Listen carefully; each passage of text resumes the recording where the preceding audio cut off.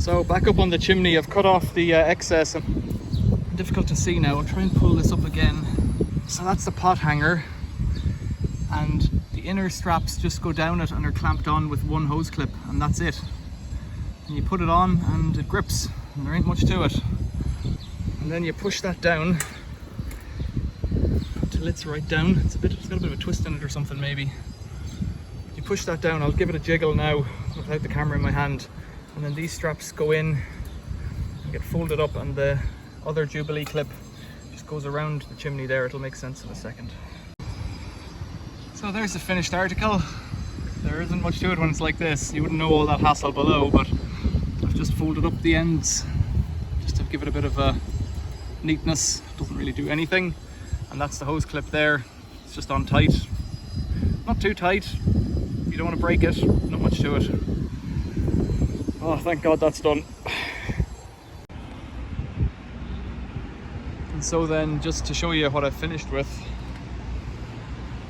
I've put these vents on here. This one has nothing. It's just got a chimney pipe going down into a bedroom with a blocked off fireplace.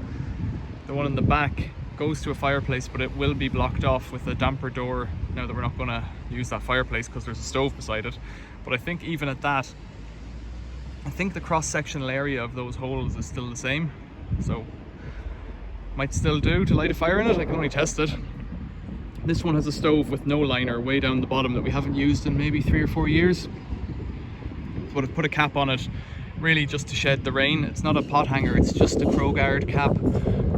I found it and I've made up a little band for it. Come around here, you can see I've just hooked in stainless steel banding, 3 of them, and then I made a clamp around with a stainless steel nut and bolt. Very rudimentary, but that won't go anywhere.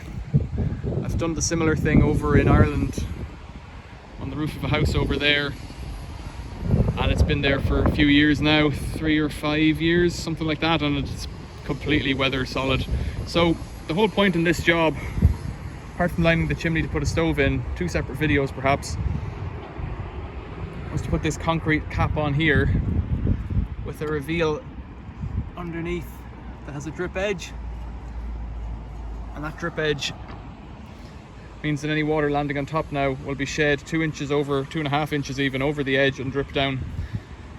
And that's better than it was where it would just run down. It would either pond on top with no fall, or where it would run off, it would just run down the brickwork and saturate the brickwork. So now it should shed water, which is good. And there's the pot hanger in the back. You can't see much about it. It's very similar to the one I've put on that chimney over there. That looks like twin wall, but it actually has a 6-inch twin wall, but it's got a 5-inch liner coming up through it. And that's been on for 7 or 8 years now, and it's done just fine. Looks a bit dirty, but that's what burning smokeless fuel will do for you. So there we go.